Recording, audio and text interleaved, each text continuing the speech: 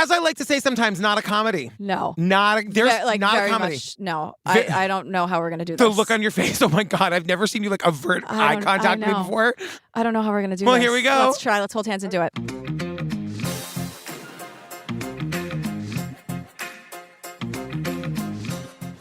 Hi, Julian Bezzavali. Hi, Patrick Hines. So, fam, the way this works, we're doing Still Missing Morgan. It's 4 episodes. We're doing it in 2 episodes. So, this is going to be covering episodes 1 and 2. Right now, our second episode covering episodes 3 and 4 is available ad-free on Patreon. Yeah. If you're on Patreon, you can go listen to it right now. If you want to subscribe to Patreon, you'll get it right away with all like the other 500 full ad-free bonus episodes. Yeah. And if you want to watch it, it's on Hulu. And it's on Hulu. And episode 2 will be our regular episode next week. So we're going to do all 4 episodes in 2 episodes over 2 weeks. Wow, a lot of business right at the top. Did of I the app. get that concise? Perfect. I have no notes. Will you tell them to join the Facebook group? You can join. You should join the Facebook group if that's something that you're into. All right, you don't want to just tell them. You No, don't I don't like give them like a making direct. demands. I want you to demand it. I demand you to check out the Facebook group, and if you don't like it, you don't have to stay. You're so nice. Right? You can do whatever you really want. are so nice. Oh my God. Girl, tell them what. I already told them, but remind them what are we doing today? So this is Still Missing Morgan, 4 episodes on Hulu, and it's just like the most frustrating, heartbreaking thing you'll watch. Yeah. It's like any other day. Our friends invited us to come see one of their kids playing this Little League baseball game. Some other children wanted her to go play. She stopped to get the sand out of her shoes. And that was the last time I saw her. In 25 years of law enforcement here, Morgan is the only one we haven't found. We started collecting video in case we caught somebody that looked suspicious. Well, a viewer may have caught the alleged kidnapper's truck on tape. An older model red Ford pickup. Kids had seen somebody in the parking lot. He just grabbed her and took off. We have 8,300 leads in her case. Suspect composites, known offenders. It's like a jigsaw puzzle. His DNA matched up with murders in this area. You're potentially looking at a serial killer. I just want to find out what happened to my kid. And my confidence in the case is high. Not every child who is kidnapped dies. People don't understand how you can keep relentlessly fighting, but Morgan is worth fighting for. So we open with on-screen text. It says the following people and scenarios were filmed over 2 years during an open investigation. Yeah, and we start at the Crawford County Justice Center in C Block, and it's protective custody because it's people who are convicted of sex crimes, and they're waiting to go to the Arkansas Department of Corrections. We're with Sheriff Ron Brown. This part, like, I don't really understand why it's included, but he's basically here to say anybody who is attracted to a child they can't be helped. Like, there is no recovery from that, in his opinion. Yeah, he's like, other states do that rehabilitation stuff with sex offenders. He's like, I certainly don't believe in that shit. And they are twisted beyond untwisting, which is the name of this episode. Yeah, and it's just like, it's really so disturbing to even think about. I always say, if there is a God, I know. Why do these people have to exist? I don't understand. Or like, why does this condition have to exist? I don't know. You know what I mean? It's maddening. It doesn't. And it's like, thanks for the real hot take, Ron. We all I agree. know, If you disagree with Ron, get the hell out of here. And I'm not kidding. Right. It's so dark. It's so dark and twisted. So we're going to Ozark, Arkansas in 1995. We see video of Morgan. This is the girl that this whole series is about. She is so cute. You can't even believe it. She's got a new bike and she's so excited. And I just wrote, like, this is already too heartbreaking to believe. The home video footage of her, like at one point we see her getting a puppy. It's just like the look of like wonder on her face and like the look of possibility and the future and like life. Like she's just the like way it should be when you're a 6-year-old. Yep. You know, the way it's just like endless possibilities and the world is your oyster and you're she's just like, such a sweet kid. You can see the sweetness just emanating off, just like the kindness and the personhood of this little girl. Yeah. You know? Colleen is her mom, Colleen Nick. Her name is Morgan Nick. I love her. I love Colleen. She is unbelievable. She's unbelievable. She is with us throughout. This is like, it's her story to tell and she's telling it. Yes. And she's so strong and she's so vulnerable and she's just incredible. She says that, you know, they're a military family. They moved to Arkansas in 1993 when Morgan's dad got out of the military. They wanted to be near both of their families. They'd been gone for almost 10 years. So what does Colleen do? I wanted to be a stay-at-home mom. You know, I wanted to be at home with my kids, invest in their lives. I didn't want to have to take them to daycare. And so I actually started a licensed daycare in my home so, you know, that we could supplement our income and I could still be home with my children. So I had a licensed daycare. I had children who came to my house every day. She wanted to be a stay-at-home mom, and she didn't want to put her kids in daycare for We whatever all wanted her to be a reasons are. stay-at-home mom, Jillian. It's not a good idea for everybody to do. So she's like, you know what? Yeah. I'm going to do what that screechy gay guy tried to do, and I'm going to start a daycare my goddamn self. And you know what? I got to say, this is the only levity we're going to get in this whole episode, so let's really milk it. I mean, because she's like, it ticked all the boxes. She can stay home. She can supplement the income. She was good at it. She's a loving person. And she well, okay, hang on a second. Can we divorce the good at it from loving person? Sorry, I heard it. I didn't mean it. But she actually wanted to do it. I know that we have some new fam who might not know that at one point in my life, I got licensed and opened a home daycare. It feels fake. It was very real, but it feels impossible. There's a whole chapter in my book about it. It's really true. I studied and worked for a year. I got licensed. We got rid of all of our furniture. Yeah, it's a lot of work. It's not like she just wrote daycare in here on a sign. It takes a lot to do that. Back me up. I got my bona fides. You know what I mean? Did it. I really did it. And we opened the daycare. We had it for a week and we closed it down because it was awful. And all of the paperwork and everything you had to do, the reality of what you were doing never sunk in for you. You know what really the only bad part of the daycare was? The kids. Mm-hmm. You know what I mean? I hear you. The only thing that really sucked was caring for the children. Yeah. So, but Colleen does not have that problem. She loves it. She's good at it. She loves doing the crafts with the kids. And she does that thing where she's like, I'm not just going to do regular daycare. Had been then also doing daycare on the weekends and in the evenings, so just a lot. And in May of 1995, I had stopped all of my nighttime, overnight daycare and my weekends because I just wanted to be able to spend some more time with my children.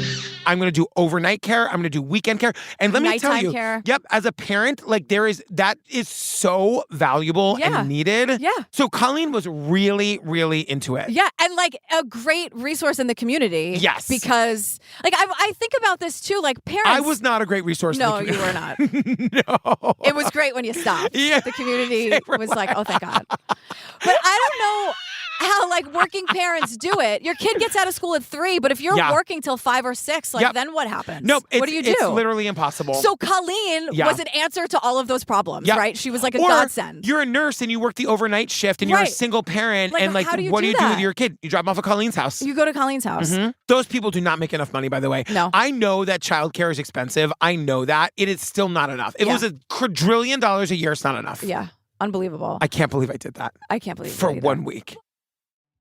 You might have more in common with Colleen than you think because by May of 1995, she stops the overnight daycare and weekend care because she wants to spend time with her kids. Yeah. She was really, really busy. And I'll tell you, even when your kids are at your home daycare, they're the ones you see the least. Right. And you she's like, I want to do fun things with my family. I want to be able to go out with my little girl and on the weekends and my husband. She just wanted to be a mom and have that time. We get one more laugh here, actually, because Morgan was such an awesome kid. Okay. This Morgan, is so good. She had the best laugh. She was so sweet. In first grade, she brought home papers to sign up for track, but she didn't know what track was. Number one, why are they offering track to the first grade? You're going to run cross country at 6 years old? But she was like, oh, and you're signing up for it? What did Ursula write the paperwork?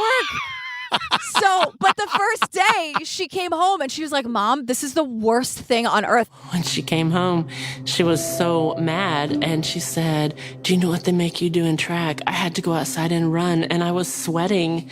2 things that she didn't like to do, run and sweat. And so she quit and she signed up for Girl Scouts because she said that they could stay inside and glue stuff. I had to be outside. I had to run. It was hot. Yes. I don't like this. And I'm like, girl after my own heart. Her mom said her 2 least favorite things were running and sweating. Hi. Thank you, Morgan. Saying it all out loud for the rest of us. I appreciate it so much. And I just love that she knew herself well enough to be like, this is not going to work. She quits immediately. 6-year-old Morgan is like, I would rather open a home daycare. I'm not doing this. So Morgan, this is my favorite thing. So good. So Morgan immediately quits and she signs up for the Girl Scouts. And the reason is, and I quote, because you get to sit inside and glue stuff. And I'm like, girl, after my own heart. I know. All I did was crafting when I was little. So that I was making things things for people. I was like, I had my little like fake. I was like always making cards and like making things for people. Oh, that's so sweet. So when she said like you get to sit inside and glue stuff, I was like, girl, that was me. This has evolved in your life into being like such a thoughtful, conscientious gift giver because you really care about it. Oh, I do. And like you really think about it a lot. You put so much like time and thought and effort into it. Like this is so your personality. Did like another piece of the puzzle fall into place for you? Like you wanting to stay inside and like glue things and color things like and make craft things for people. Yes, and make things for people. That's all I wanted so to do. nice. Yeah, it was really funny. That's so sweet. Anyway, I felt very seen in Morgan in that moment. Whereas I felt very not seen by Colleen being amazing at running a home daycare. Now, I felt very invisible. A little bit. Now, Russell White is the chief of police. This guy uses about 1,000 words to say, this is a nightmare of a situation, but we're going to stay hope. He's the Patty Peterson with his robust word salad. Well, first of all, he's fishing, giving this interview, which I thought was truly adorable. Yeah. But he's just like... Hope is a mindset, so I'd like to believe that we will recover Morgan alive and safely. But I'm also a realist, and most people in my job are. And so is Colleen. We know that the chances of that are higher that we won't than we will. Nobody can really bring themselves to really say it out loud. Because they probably asked them, the person behind the camera was probably like, hey, like, what do you think? Do you think she's alive? Do you think she's dead? And he just does it. He really meanders around the point. Yes. Which is like, this is all awful for everyone. And I guess we're going to stay hopeful, but that's what we can do. And because I think they're all taking their cue from Colleen, the mom. Yes. And she's never giving up hope. And like, they know she's going to see this and see what they said. So there's no way he can be like, it's probably not a good outcome. Remember in Wild Crime, one of the Wild Crime series that we did, and don't worry, we're doing the new one too. But the cops, like they were looking for one of the victims and the cops had to say to the husband, like, you have to leave. Oh, because the community won't leave until you leave. So I thought that was really shitty, actually. I thought it was too. Because I'm like, if it were Daisy that we're missing and you want me to leave, I own this town. Not only do I live here now, I own this goddamn town. That's it. You work for me. But I think that's sort of the same vibe. It's like you never say it out loud to a victim's husband, like 2 weeks into this fucking thing. Like, absolutely please have some compassion. But that's the thing. Like, Colleen is here at 100%. We're all going to 100%. Yep. We have so much home video. Yeah, because we learn about the night that Morgan vanished. It's June 9th, 1995. And we have footage of this event, and we have footage of the minutes before she goes missing. It is insane. It's also 1995 footage, so it's very grainy. It's dark. It's like they have to shadow and highlight it so that we kind of know what we're looking at. They say that because it was like a home. It was like a baseball game in this cute little town, and so it's like every grandparent with their brand new camcorder. Right. Like so that's it's enormous. But we see it. Like we see everything from that night. So the day of the abduction, very normal day. It's a Friday. Yeah. Colleen has the kids for daycare all day. She's making grilled cheese sandwiches for dinner. And this is one of those moments that Colleen can't forgive herself for. And I just want to say, Colleen, it's okay. It's like any parent would have this. Colleen is saying that she was racing around trying to get the kids fed and then out the door to this baseball game. And she Morgan wanted another. I know, it's really bad. I remember Morgan asking for a second sandwich. And I didn't really have time to cook it. And she wasn't a real big eater, and so I didn't really think that she needed it, and I didn't make it for her. She didn't make it for her, and she's crying and I'm crying, and she's like, and it still bothers me. And it's like, Colleen, honey, please. Yeah. It's like, there's I'm just guessing, but as a parent myself, there's a part of Colleen that it's like touching the bruise where it's like it makes her feel connected to Morgan, but at the same time it makes her so sad. Yeah. But it's also just like every parent would have done the same thing. Of course. You know what I mean? You had to get the kids out the door. She didn't have, for whatever reason. And it wouldn't have changed anything. And there are a million reasons you're not making the second grilled cheese. Yeah. And you probably, you know what I mean? It's not, but she's just hyper focused on it. And it's okay, right? So all the daycare kids went home at 5:00. Colleen gave her kids baths. Now, Colleen and Morgan were going to a Little League game because their friend's son was playing. The two little ones are going to grandma's house because Colleen's like, it's a lot to wrangle them at the game. It's late. They're tired. Let's have them watch a movie at grandma's and it's fine. It also just means that Morgan has two siblings, which is just oh my God. Yeah. And we do meet them later. Yeah. So the game was a makeup game because it had rained a lot and there were games that were canceled. So the game was played later than normal for a Little League game. game. I mean, very late. It was dark out. Yeah, I mean, by the end of the game, it's like after 10:30. It's crazy. So for a kid's baseball game, it's 6-year-old, yeah. I also want to point out that this field, it's just a tiny little small town baseball field. There's like a chain link fence that runs around the whole thing, 2 sets of bleachers, no concession stand, no bathroom. Yeah, the bleachers, one is on the first baseline, one is on the third baseline. There's like parking areas, but it's pretty bare. And Colleen is saying like they sat in the bleachers with Morgan, and this is where we see the first shot of like, oh my God, we see them. Yeah. We see them. This is minutes before Morgan's going to go missing. Crazy. Now, there are other kids there, but Morgan's like a little on the shy side. So she was chilling with her mom. And remember, she's 6 years old. And I remember she kept untying my shoes, and I had to pretend like, oh my gosh, how did that happen? How did my shoe get untied? And she would just laugh and laugh. It's just the most hilarious thing to her. They're playing the like, oh no, how did my shoe get untied game, like 6-year-old games, right? Having a grand old time. Again, we have footage of this. There's like footage of Morgan and her mom on the bleachers, which is crazy. Yeah. Like, it hit me. I was like, there's footage from the night she went missing. I know. Oh my God. I mean, there's like one moment of footage that you can't believe exists. I know. Yeah. So the other kids are asking Morgan to play. And at first she's not really into it.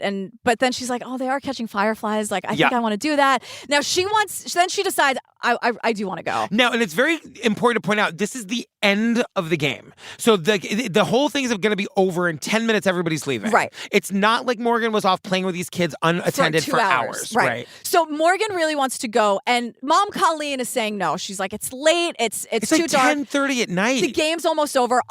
Totally valid and accurate points, right? Now, Colleen tells us today, she goes, everyone was always telling me that I was overprotective, that like I need to find space to let my kids have freedom, because Colleen walked her kids to the bus stop. And I'm like, her oldest child is 6 years old. The stuff that we do today because of cases like this, parents were getting shit for in the 90s for doing. Like, can everyone just mind their business? I know. Morgan is 6 years old. And from what I've seen, she has a very happy and full little life for a 6-year-old. So like, everyone needs to shut up. Mind your business. Totally. Colleen's doing fucking great. Yeah. Stay out of it. Yeah, right. What a monster. She walked her kid. She's 6 years old. Of course she's walking her to the bus stop. She has 2 little ones. Colleen's so overprotective. Meanwhile, she's the person you want watching your kids when you're going overnight or staying late at work. Exactly. So please. Everyone, right. Shut up. But like in this moment, Colleen is thinking like, kids have been playing here. I mean, it's perfectly safe. And kids had been playing all night. They're running back and forth. I mean, it's this double fence. It's this double fence. There are no concessions. There are no bathrooms. Just these cars in the flat area and this row of cars up on the top. And we can clearly see all of it to our left-hand side there. And so she says, you know what? Fine, you can go. And all the kids are there. Yes. Like the parents kind of convince her to do, they're like, there's a double fence. We can see all the kids. Everything, they're right there. everywhere. And she says like, it made her so happy to be able to go and do this. And then she describes the older kids kind of ran off in front of Morgan, and Morgan jumps off the bleachers and follows them. We see this moment. I know. We see the moment. We see Morgan the last time the same as her mother. I know. We all see Morgan at the same last time. Now, Colleen is like, my gut was still screaming at me, but I let Morgan play anyway. Yeah. And I want to say this, Colleen, I don't know if you're listening, but to every parent out there, Colleen did nothing wrong. Nothing We are wrong. not sitting here because Colleen let Morgan play with every other kid who was at that game. Absolutely. Any parent, I would have done it. This could have been Daisy. This happened because the world is a scary place and sometimes people are monsters. Yep. Colleen did nothing wrong, from the grilled cheese to letting her 6-year-old play and catch fireflies. Totally. She didn't do a goddamn thing wrong. The only wrong thing she's done so far is open that home daycare. I mean. Do you know what I mean? And then just kidding, Colleen. You were amazing at it. Oh my God, you're like a hero. You're amazing. Yeah. So Morgan's thrilled, right? Like, she gives her mom a big hug and a kiss and off she goes. And Colleen is like, this is very important, so remember this. Yeah. And I just looked up as they were running across. She had on her little green Girl Scout t-shirt. Because, Girl Scouts can stay inside and glue stuff. Girl Scouts get to stay inside and glue stuff. Yeah. Now, it's important to know where they go. There's like an area to the left of where Colleen is sitting, and it's up a little hill, and it's not really a parking lot. We've all seen things like this. It's like a park. It's kind of like an area where people just park their cars. But there's also like a lot of sand there, which is important. Sand and gravel. There's like sand pits and stuff, and that's where the kids are. So it's kind of the one area where it's dark out. You can't actually see the kids at every moment because there's cars and there's sand piles, but that's where they went to collect the fireflies. Right. So the game is ending and all the kids are heading back to the field. And as they're doing that, Morgan sits down because she has all the sand in her shoes. Yes. So it's super like rocks and gravel. This is 100%. Daisy's very sensitive to like things like that. And Daisy would definitely do this. Yeah. So her other friends kept running, except like one of them stays back with her. And Morgan's just sort of like messing with her shoes. And then everyone has eyes on Morgan, but like the parents are calling them. Yeah. And that's the last time anyone saw Morgan. She had bent down to mess with her shoe and get the sand out of it. And then she vanished. So we learn it's around 10:40 p.m. that Colleen realized Morgan was missing, and the police are called. Now, all the cops are assuming there's just got to be one parent picked the kid up and the parent didn't know, or there was some sort of miscommunication. Because she goes missing at 10:30, but the cops get the call at 11:07. So everyone for the last 30 minutes is just looking where she's right here. She's hiding behind a car. She's playing hide and seek. I don't know, but like there's no reason to call the cops because I just saw her. She's right there. Exactly. And all the parents now, there's like a group of parents searching, traipsing all over what we will later discover is the crime scene. Right. So the cops are looking, the public's looking. Yeah. And at 3 a.m., everyone's still out there. And they say the house just behind the field, I was facing it, had a screened-in porch. And, of course, it's like 3 a.m. by then. And a guy lights up a cigarette. And I said, Chuck, that guy's been watching us. And he realizes this guy's been watching them the whole time. From the porch in the dark. Which is right by where Morgan went missing. This cop calls out to the guy doesn't respond, and the cop just moves on. And then we never hear about him again. This doesn't seem like good police work. No, this is just the beginning of the absolutely dangerously shoddy police work. And not just this case. Because they're saying, the cops are here telling us the police work was random, there was no coordination, and like we know we have a very short window to find her. And it was only after this creep lights up a cigarette that they're like, you know what we should do? Go door to door and start talking to people. Yeah, I'm like, exactly. You weren't doing that before? No. Right, because it's hours and hours have passed. And no one is saying to the parents, all right, everyone get the fuck off the field. Come over here. Let's do a coordinated search. Everyone is running willy-nilly. No one is leading anybody, traipsing all over what could be evidence. Because they're in a pat because she's right here. She has to be right here. Yeah. Why even do that? Because she's right here. The cold, hard truth is by 3 hours, she's not. Yeah. You know what I mean? By 3 hours, she's long gone. Yeah. You know, and it's like now we need a different response. We need to be looking in other places. Yeah. So the cops collect these items that they find, like where they think Morgan was last seen, like Coke cans and cigarette butts, anything they can get DNA or fingerprints from, like absolutely anything. Like they say, if it was there, we took it, just that we might need it down the line. Who knows? They also say there's no footprints or tire tracks. Right. So we have two witnesses here, Ty and Jessica. Ty is 10 years old. Jessica's 8 years old. They were playing with Morgan in the sand pile. Yes. And they tell there are only witnesses, and they tell the cops that a man approached them. And now they're being questioned at 3 a.m. Yeah. Remember. And they don't have and they're kids, and they don't have a formal interview with these kids until like 3 days later. Right. So they tell the cops a man approached them. He was a white guy, had a scruffy beard. He was wearing shorts. Either he was shirtless or his shirt was open. They know that because he had like hair on his chest and stomach. And they had a description of the vehicle he was driving. The statement was made that this suspect in the red truck with a camper that didn't fit. Now, there's different definitions of how it didn't fit, but it didn't fit right.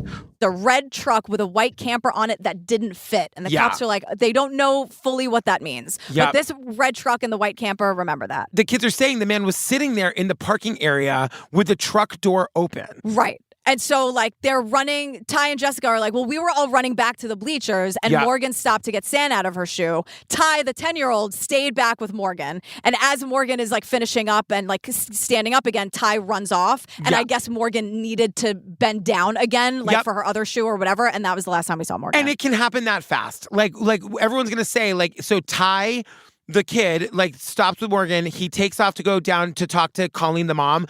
Talks to the mom about a minute later, and it was in that 60 seconds that Morgan was snatched. In an instant. It just can happen that fast. An instant in front of all these people. Every parent's worst nightmare. So now Colleen isn't panicking just yet at the time when Morgan doesn't come running back with the other kids. She just like goes to get Morgan. Like it's not because it's everyone's worst nightmare. You're not thinking that. It can't be all real. The other kids just came. She's right there. Yep. Ty just saw her. She's tying her shoe. And she's not. So the police are saying now they believe they're looking for a red pickup with a white camper, a white male with dark hair, short beard, and last he was seen, he wasn't wearing a shirt. Now, Jessica and Ty do the identikit, which is like they're giving a lot of options of hair, eyes, whatever. It's like a way to make a sketch. Right. Now, everyone at the ballpark is accounted for except for this one person. Yes. So the kids answered a lot of questions that night, but it's 3 a.m. They're exhausted. They're scared. Yeah. The formal interview was done several days later. And like by the end of all of this, Police Chief Russell is saying he doesn't think Morgan was coerced into the truck. He says it was a grab and go. The guy saw the opportunity. He saw Ty leave her,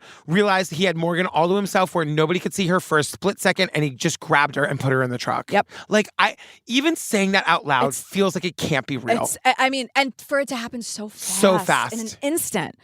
So John Nick, Morgan's father, is here with us, and he obviously is a wreck. He just remembered, like, he's like any parent. He says he remembers that night getting the news. He was sitting in his truck. There was a horrible storm, which we'll learn more about later, because that really fucks up evidence collecting. Right, that's why the game was so late, because all these games were canceled out because of the rain. And he's saying, I just sat out there in the car by myself with horrible thoughts going through my head.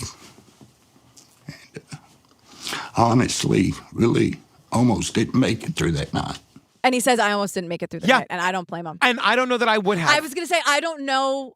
I think it seems impossible to get through this night. Yep, because we were talking about this off mic before we started. Once your kid or your sister or your parent, anybody goes missing in your life, that is now the rest of your life. That is your life now. And now that means that John's got to live with the rest of his life wondering and imagining and trying to push away the nightmare ideas of what happened to his daughter. Right. And not wanting to move on because of the perceived guilt and shame of how can I possibly move on with my life? Yep. You know? So the police chief is explaining that the cops needed to use Morgan's parents in the investigation, and they wanted them to go on the news all the time. And Colleen hated this idea, but she fucking did it, and she learned how to do it really well because she would do anything for Morgan. And you got to do it. Now, John, the dad, has a different experience. He's saying that, like, he's, like, married to Colleen, and they're, like, you know, they were going to their house together one day, and this member of the media literally pushes him out of the way and to ask Colleen a question. And John is saying, like, you need to apply, excuse you. And the reporter says to the dad, I'm so sorry, but nobody cares what the dad has to say. Everyone just wants to hear from the mom. And John's like, you know what? I don't want to talk to you either, dipshit. Yeah. I'm not happy to be here. Yeah. How dare you? Also, my daughter is missing. Can you show some fucking respect? And he says, I decided in that moment I would never talk to the press, and 24 years later, he still never has. And of course, at the time, people are like, well, isn't that suspicious? Right. Not knowing anything about the situation. And John tells us, like, you know, he really went through, like, at first it was really, really painful to have people accuse him of this awful thing. But he's like, you know what? I know the truth, and I'm standing in that truth, and I don't give a shit anymore. Like,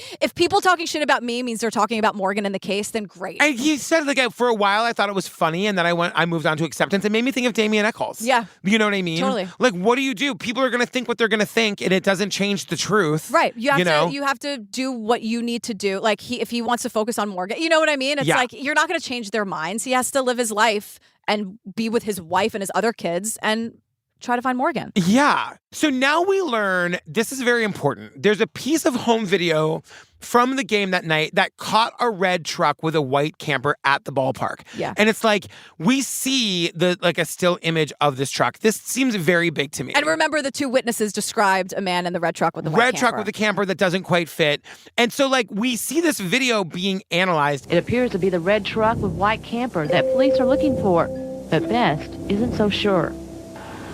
It doesn't really look like a Ford pickup truck, and we're not real sure about this camper shell. Best says what looks to be a camper shell in the video might actually be a storm door in the bed of the truck.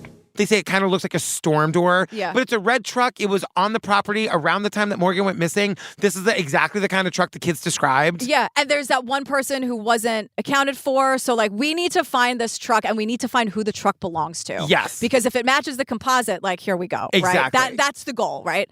But now, like, this sort of turns into a case where if you have a red truck, you're getting harassed by people. You know what, though? It's kind of like, can you just do the right thing and just, like get yourself processed? You know what I mean? Yeah. Just, like, tell us all where you were that night. I'd be that guy. I'd be the local guy being like, hey, red truck, I see you. Yeah, I see you. You know? The cops had to go on the news and be like, please don't harass people with the trucks. But they also say, people with red trucks, can you be a little patient? Yeah. They literally say that. It's not about you. And you know what? It's not. It's not. I know. Like, oh, poor you. We have a missing 6-year-old. Yeah, poor you. Oh, this doesn't affect you in any way? Oh, you're not related to this case in any way? How lucky for you that you're not Morgan's parents and family and loved ones.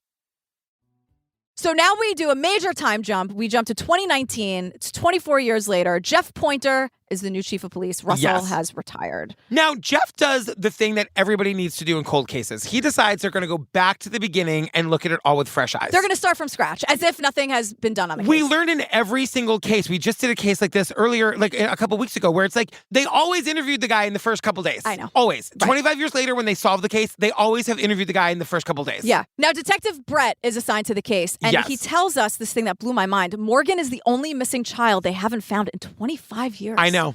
In Alma, in the town of Alma. So 3 months after Detective Brett is assigned, he calls a meeting with Morgan's family. Yeah. With her siblings, Taryn, her sister, Logan, her brother, mom, uncles, grandparents, like everybody. And this is in 2019, so we actually this is where the filmmakers have started making the movie, so we're with them at this meeting. Yeah. And he says to them, he's saying all the right things. There's probably going to be some emotion in this tonight. And it's understandable. And it's all good, okay? If you get mad, you get mad. If you cry, you cry. I've had all those emotions, and I'm not in your family. I'm going to tell you some stuff that's probably going to piss you off because we're trying to do the right thing. Yeah. We're starting over. The police work wasn't perfect here. Yeah. And I'm going to tell you everything. And if you're mad, be mad. If you're going to cry, cry. And he goes, I've been through all of those emotions, going through all of this stuff as well. So I get it. Don't hold back. Yeah. This is your time. This is your story. React how you're going to react. Yes. So let's talk about composites. Yes. He goes through the first composites as given by the two kids who were there with Morgan. In 1995, yeah. And 4 days after Morgan goes missing, there was an attempted abduction at a laundromat.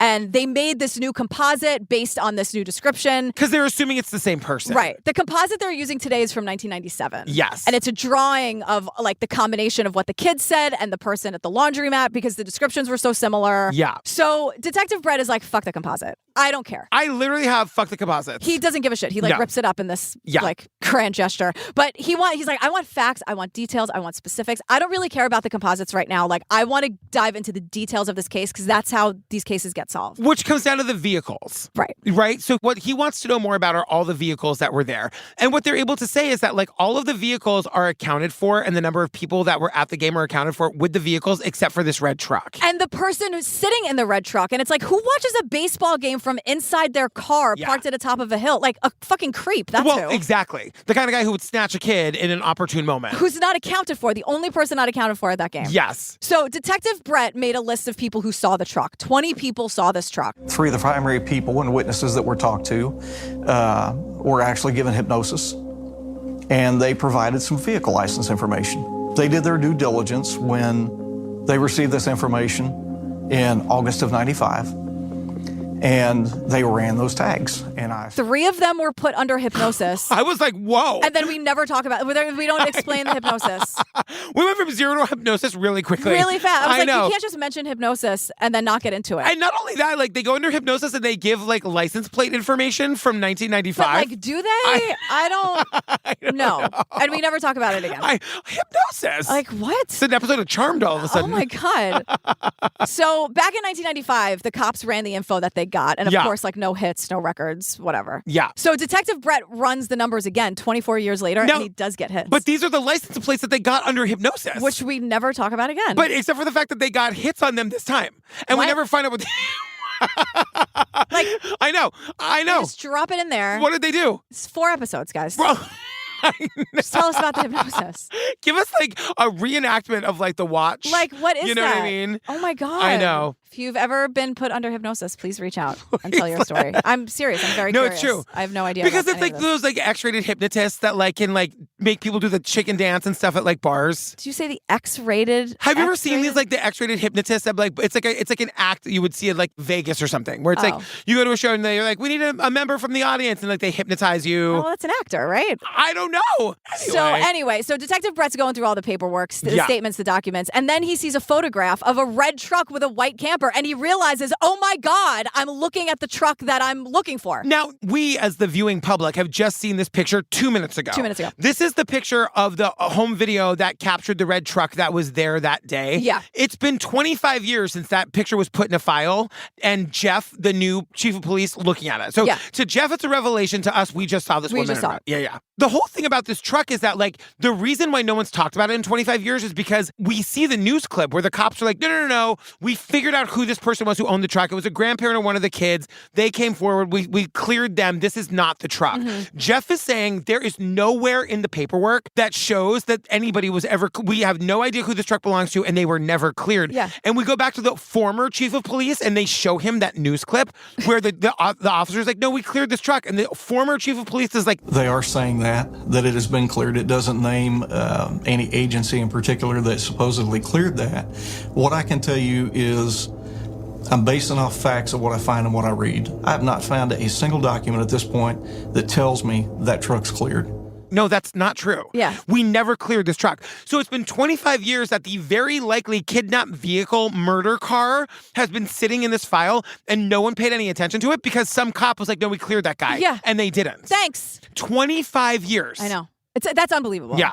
So Detective Brett is putting the pieces together, and as he's learning more and more about the day that Morgan went missing, he doesn't think that Morgan was the only child involved. Because guess what? That truck from this file that the cop said we cleared them, we found out who they were grandparents of some kids, that is not true. That truck, the very night of Morgan's abduction, was seen like 5 other places doing super creepy shit. Yeah. Detective Brett, like the new guy on the case, is the first person to like put this all together. Right. So encounter number 1. Nobody went back through the police logs from that night to see if anybody else saw a creepy red truck. Yeah. And there were plenty of instances. Plenty. Yeah. So, for example, encounter number 1, there was a teenage girl. The truck drives past her, like pulls over in front of her, backs up to her, just being a creep. Yeah. The person driving offers her a ride to downtown Alma. The girl's like, nope. Yeah. The driver doesn't leave. She is very scared. But terrified. The girl walks away. And the driver just like sits there and watches her and then finally drives off. And she is hands down the best witness in this case. Because she saw his face and she talked to him. Right. And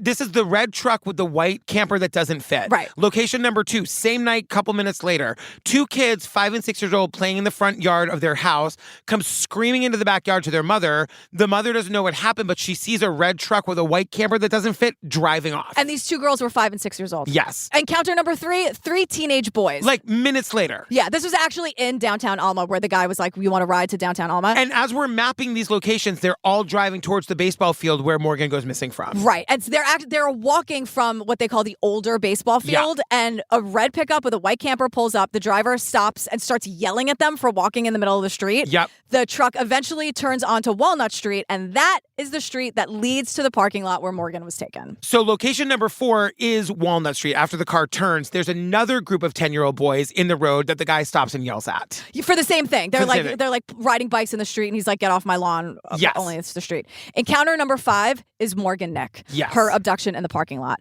Encounter number 6, the truck was photographed at around like 5:30 that day. It was right next to the baseball field, and we see the footage. Yes. And that's where they get the picture from. Right. But there's actually a 7th location. Yes. This is after the abduction. And Detective Brett isn't saying where it is because he's like, we're still working on it. And this is 10 minutes after the abduction. Yeah. Within 10 minutes, we have more witnesses. They were a bunch of teenagers down by the river. Quote, they were doing an activity together that evening. Smoking, drinking, teenage sexing, orgy, whatever they were doing. They were doing something. They're like in the woods by the river. That's like, yeah, Mom, I'm going to the library. They're smoking weed and drinking 40s. Like, that's fine. Yeah. But regardless, the teenagers saw this same truck pull up to the river. They give time details. They give truck details. They felt like they observed the adult male driving the truck, potentially holding a child down in the front seat of the truck. And after they learn of Morgan, they come forward and pass the information on to the Alma Police Department.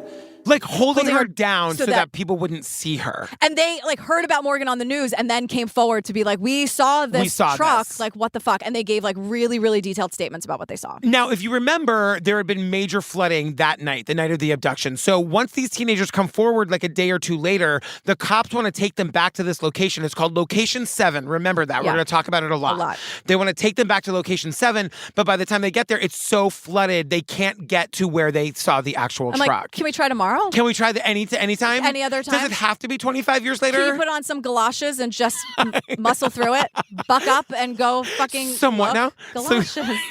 It's just a funny word. It's a very funny word. I could have said rain boots. But I didn't. No, I know you would never say rainboots, but you could say galoshes. For the sake of the bit. I know.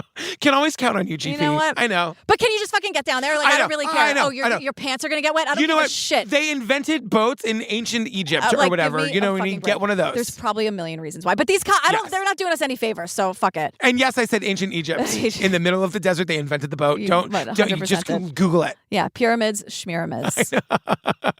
The thing is, so it floods hard, that area. Like, it floods all the time and it floods a lot. Like, cars can't drive through it. And the thing that I'm thinking, too, now is that, like, they say location 7 is the last place Morgan is seen. If that girl in the truck was Morgan, and we think it very likely was, it's the last place she was seen. So, you know, my thinking is, like, if he was, like, at this point going to kill her, and I'm sorry, I know we're talking about a little kid, but we have to talk about it, and, like, put her in the water, this would be an opportune moment for the water. I mean, they talk about how fast the water was going and how fast it was moving out to sea, and it could be one way to dispose of a body. But even 24 years later, like, what could they find with all that water damage? But that's not the point. Like, well, the hope is that eventually, if he buried her there, they might be able to find remains. Yeah.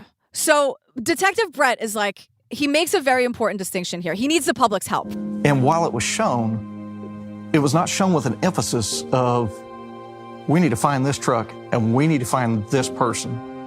And that is the emphasis today. And that is something that we greatly need the public's help with. We're not just asking for people to send us every red truck with a white camper that they know about. We're looking specifically for this truck.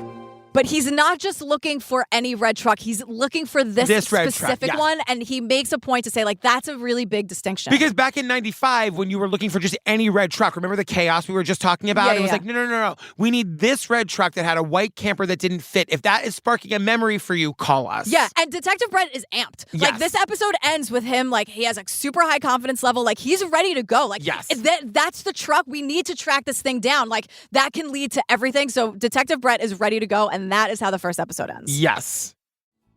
So Still Missing Morgan, episode 2, for how long? And this is where, like, throughout the whole opening sequence, we see the mom giving Morgan a puppy. And it's like, if you've ever, like, I will never forget the day we put Golden in Daisy's hand. I have a video of it, of Daisy being handed Gold. They are so overwhelmed with emotion, they don't even know what to do. It's the best feeling in the world. Yes. I got my first dog when I was 5. Oh, my God. It's amazing. And she's just so, like, this was, I'm sobbing. We're 30 seconds She says, hey, he put his little nose on me. I know. It's the best feeling in the world. And she just, like, closes her eyes and puts her head on the dog's head. Yeah. It's, oh my God. So Colleen, Morgan's mom, is meeting with a woman named Patty. Yeah. They've been friends since 1995 when Morgan went missing. And they have, we'll learn about this in a second, but they have a bond because of their experiences. Like, and they talk about how when this happens to a family, it is incredibly lonely and isolating. Yes. Because no one else can, you can really only understand it if you've been through it. And these two women have. So this woman is Patty Wetterling. She's Jacob Wetterling's mother. Jacob Wetterling is like a very famous missing persons case.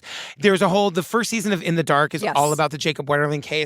And they're just, they're friends. They're bonded over their shared experience. And they're just saying, like, it's up to us to keep the cases alive. It's up to the parents. We have to do it. We can't expect other people to do it if no one else does. Yeah. And they're talking about how, like, their concept of time has changed. Yes. Like, it used to be like, you pay off a car over a certain amount of time. You go to school for a certain amount of time. But there are no parameters here. That's where we get the title of the episode, like, for how long until we're done. Because what Patty is saying is that all these kids who are out there, they just don't vanish into thin air. They do go somewhere, and someone took our kids.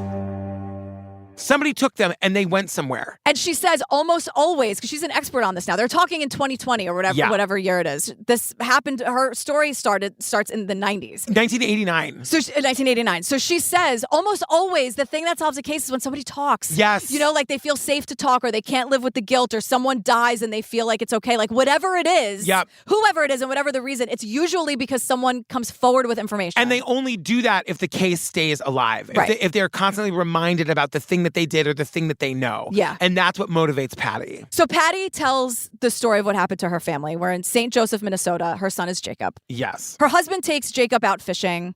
It's like they're just having like a lovely day. Yeah. So Patty has plans that night. She was the chair of an art festival, which is a very cool thing. She just so looks like the kind of lady who would chair an art festival. And so they're having like the post-festival meeting. How'd it go? What worked? What didn't? So those are her plans tonight. So Patty asks Jacob, who's 11, who's almost 12. And And her husband's going with her. Yeah. So the parents are going out for the night. So she asked Jacob, who's almost 12, to babysit his little brother, Trevor. Yeah. And so Jacob is like 6th grade, 12 years old. And Patty's saying, like, of course I understand, like, nowadays you would never leave a 6th grader or an 11-year-old to watch, like, the younger brother, but whatever, we did it back then. Of course. He was having a friend over. There was, like, 2 kids watching another kid. We're going to be gone for, like, 2 hours. It's whatever. They put on a movie. By the time the movie's over, they're walking in the door. It's, like, not a thing. So Patty leaves for her meeting, and as soon as she gets there, remember, it's 1989. As soon as she gets there, she calls the boys to leave the phone number for where she is. So a little bit, it didn't take long for the boys to get a little stir crazy, and they're bored. So they call back, and they're like, hey, we're bored. We want to rent a movie. We're like, can we ride our bikes down to the rental store or whatever? It's like a mile away. Patty says, no. Absolutely It's starting to get dark. Find something to do. I'll be home soon. Like, read, whatever. So Trevor, like, do something. The disdain in your voice when you said read. So Trevor, and I like reading. I know. Read. I know, but that's probably how the kids heard it. Like, That's, 100%. What do I have to take notes on the dictionary? So, meanwhile, cut to 10-year-old Steve Tipton. He's like, notes on the dictionary. I know. Can I read the encyclopedia? Steve, girl. Oh my God. So Trevor, the little brother, asks to speak to his father. And Jerry answered picked up, and it's like, look, Dad, we got a white sweatshirt on Aaron. Jacob's wearing your jogging vest. I got the flashlight. We'll go straight to the store and come straight back. I said, okay. And he said, yeah, it should be okay. Really, his concern was traffic. It's a country road, and there's not a lot of traffic, but the cars that do go fast. The big concern here with everyone is cars not seeing them. They're worried about an accident. It's not an abduction. It's that these kids are going to get hit on a country road. And it's so heartbreaking because it's so innocent. Yes. Like, we should be so lucky to be talking about a car accident. I know. Because someone broke a leg, but they're fine now. Yeah. Like, that would be ideal compared to what happens. And you realize that they are trying to take precautions. They are going to be safe. They're doing everything a 10-year-old can do. And it was just like, gutted me. So the kids, they ride to the store. The dad says yes. 2 of the older kids are on the bikes, the younger kids on the scooter. They get there. They rent the Naked Gun. Which you love. Which I love. That movie? I did love that movie, but it feels inappropriate for, like, 11-year-olds to be renting. Well, it's 1989. Who gives a shit? No rules. Yeah. No like, rules. oh, your parents said yes? Okay. You want some cigarettes and booze too? Grab a 6-pack on the way out. Yeah, like, totally. That's what it feels like. Oh my God. So they get some candy and they're headed home a little after 9 and they're going slowly. And all of a sudden they look, now they're in a deserted country road. Yeah. Barely a street light. And it's not like there's houses around. There's very few cars that ever come by. All of a sudden they look up. There's a man standing in the road with a gun and he tells them to turn off their flashlight and lay down in a ditch. Now the kids think this is a prank. Yeah. Trevor will later say he felt it was a sick joke. Like, it didn't feel real. So the boys do as they're told. And then this creep asks for their ages. Yes. So Trevor's 10, Aaron and Jacob are 11, almost 12. So the man tells Trevor, the younger brother, he told Trevor to run into the woods as fast as he could or he would shoot. And Trevor took off. He said the same words to Aaron. First, he looked at Aaron's face. I think that's where the selection was made. I'm not sure. But he told Aaron to run into the woods, exact same words, as fast as you can or I'll shoot.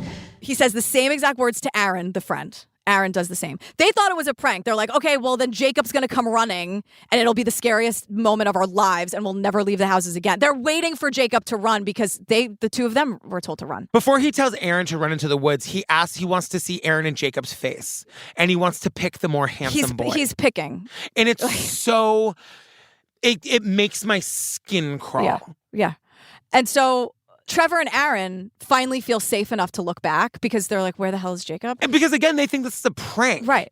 And they're like, Jacob should be coming along, right? Yes. And they're like, Jacob is just gone. Jacob and the man are gone. They don't hear a car. They don't hear a door slam. They don't know where they possibly could have gone. And like, I'm just sitting here. I'm like, how does this happen? Was this piece of shit just waiting for victims? Yeah. Or was he just existing as a monster and then saw this opportunity? Like, how can you be so evil? I mean, we'll learn in a future episode, but the answer is literally he was cruising around looking for boys and he saw them going to the store and laid in wait, knowing that they were going to have to come back. I could sob. I know. It's like, I don't know how you can be that evil. I know. To do something that is explicitly to cause pain and harm. Yes. I don't understand it. Yes, I agree. So the 2 boys, Trevor and Aaron, run and they're screaming. And they go to the house next door and there was a babysitter there and they call 911. Yeah. So the whole town is searching for Jacob, hundreds of people, like all the resources and the departments and the agencies. And we will eventually learn that the cops fucked this up from minute one. Yeah. But now we're back to Patty and Colleen at the diner. Yeah. And they're just talking about like how everybody tells you to like be prepared for the worst and how like that's just not a thing.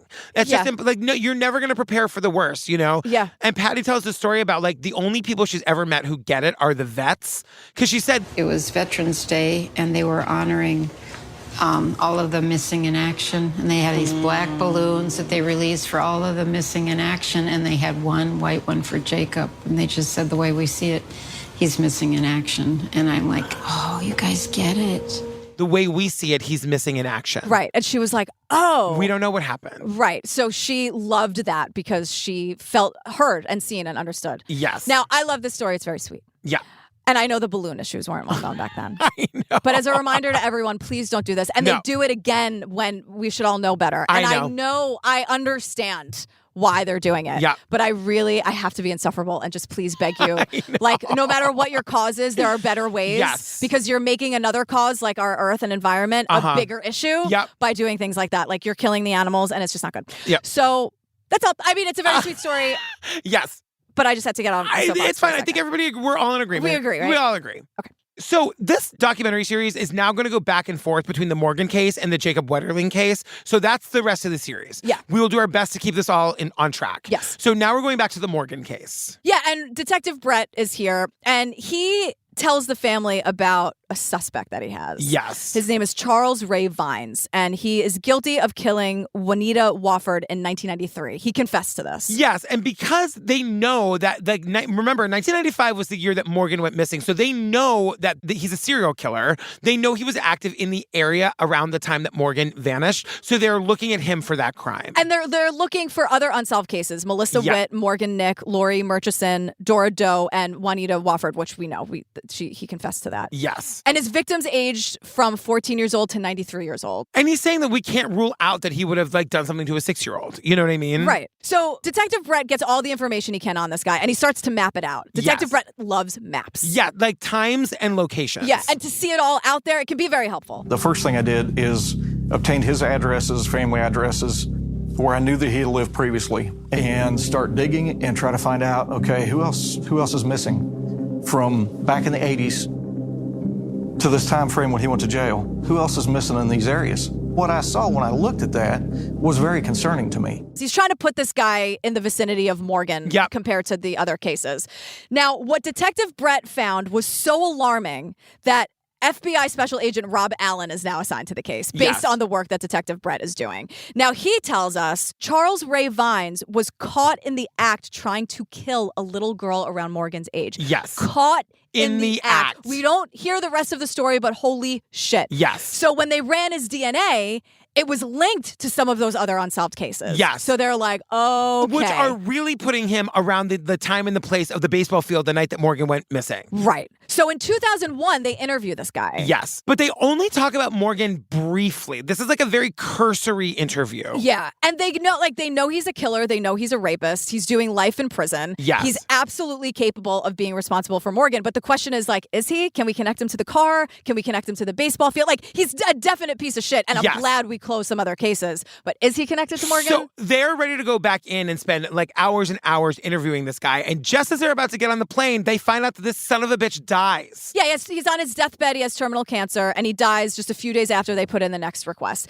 Now, normally I love when people like this no longer exist on this earth, right. But I really would have loved to get some answers, whether it's Morgan's unsolved case or another unsolved case. But the authorities are saying this could also be good, though, because now that he's dead, maybe somebody will feel comfortable coming forward. Right, because he's not a threat to them anymore or whatever. Yeah, but Chief Jeff drops a bomb. He says, I know for a fact that he had a red truck, the white camper, because I used to drive by it. I know for a fact he owned one. Where he lived at the time, I was very familiar with. Used to patrol it all the time. I used to drive by it all the time when he was a patrol officer. And I was like, wait a second. Did you want to maybe interview the guy back then? Right. When we were looking for red trucks with white campers? Because he lived in the vicinity of Morgan's abduction and he confessed to well over 4 murders. Like, right. Could we maybe And he had the exact vehicle that we're looking for? Yeah. And he said that the best way to hide a body is under rocks and concrete. This guy's saying a lot of shit that is a little interesting to me. So let's chat with him. In the middle of all of this, like, looking at this guy as a suspect, we cut to Colleen, Morgan's mom, sitting at a computer, like agonizing over the idea that she's now like doing a 23andMe like DNA kit. Like an ancestry DNA thing. Because her belief is that like Morgan could be out there. And maybe if Morgan is out there and knows she was kidnapped or maybe doesn't really know like that there's some mystery in her past, maybe Morgan has done her DNA and maybe they can be connected that way. And she's been agonizing over this decision for 2 years because she's afraid she'll get her hopes up. And then like if nothing comes back, can she handle another disappointment? And she knows it's far-fetched, yes. but it means a lot to her. And she doesn't want to do it and then have it not work, but she doesn't want to not try absolutely everything. Exactly. Like, this is something she can do. Yes. And I'm just like, I'm watching her, she's sobbing as she's telling us this. And I'm just like, I just feel for this woman. Like, how can we live in a world where kids can just go missing and then parents just never know? I know. You know what I mean? Again, in an instant. It's I know I just keep saying it. Yeah. She just saw her. Like, the time that her friend Ty saw her messing with her shoes with the sand and she goes missing, I'm telling it's like a second. Yes. Like, it's not like we were saying, she wasn't just playing where no one could see her for an hour. Right. Like, it was an instant. Because it's not even just the snatching of her and putting her in the truck. Like, then he's got to get out of the parking lot and not be seen by anybody. Like, what? You know what I mean? I guess because everyone, I don't know, celebrating the win of the game. Everyone was going that way. Chaos, you know? Exactly. Like, That's everyone was exactly going in the other direction. So, meanwhile, Detective Brett and FBI Rob are still doing this deep dive on Charles Ray Vines. And they bring in Ben Alexander, PhD, cadaver dog trainer. A team had been identified out of Texas that was willing to come up and use their dogs. I know they had a dog that was supposed to be able to detect older remains. I do historical work with her. So the oldest that we've found is 2,500 years. This amazing girl dog, we don't know her name, but he says like she and her. She once found a cadaver that was 2,500 years old. No. First of all, that's amazing. But he goes, the oldest thing we've found is 2,500 years old. And I'm like, who's doing the sniffing, Ben? Like, I just have a question. Who's doing the sniffing? Same. You or this nameless best girl? I know. And whenever there's no lower third for the dog, I always know we're going to hear about it. I don't ask for much.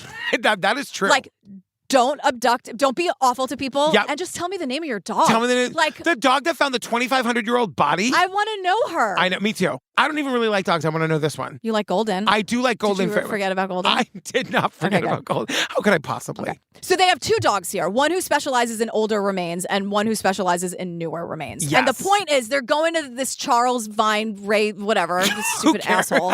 This guy's property and other suspicious spots to see what they can find, right? Yes. So including location number 7. So we're searching 2 places. Charles Ray Vine's property and location 7.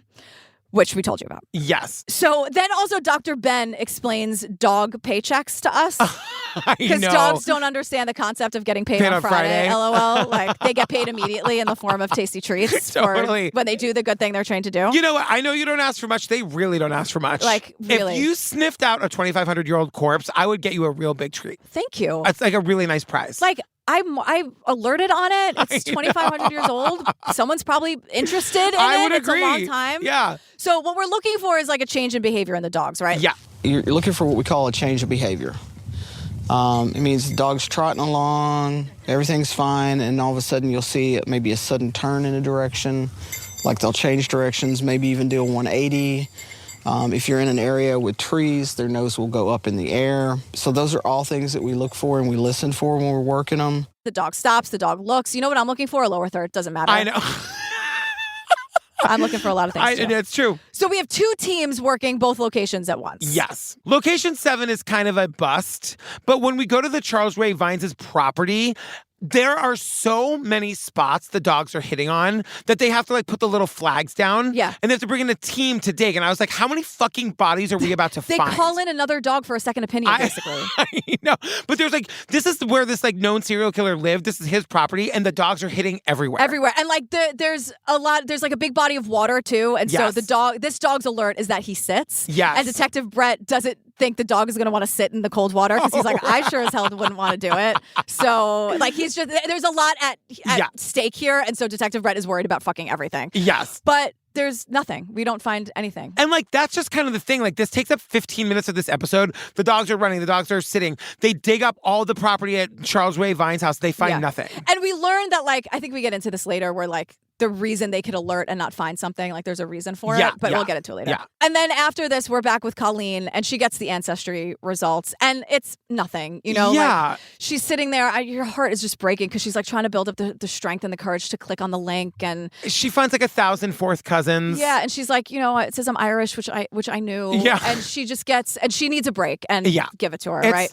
But then now we meet Taryn, who's Morgan's sister. Yeah. And like the story that she tells is just like, I guess she grew up before the internet, like all of us, I guess, like me at least, like, because I think we're probably about the same age. She says that all her life she had been told by her parents that a family was looking for a little girl to make a part of their family to love on, and they chose my sister. And while that made me very sad and it broke my heart, I felt like she was safe, she was taken care of. And it wasn't until she was like a teenager that she learned the truth about what really happened. Yeah, and she just says that like her family was protecting her for as long as they could about the truth about her sister. Yes. Now we're back again. We're going back and forth to these other locations now because we had the two locations. And both locations are a bust. And Detective Brett is really pissed. He's like, that dog's full of shit. And I'm like, whoa.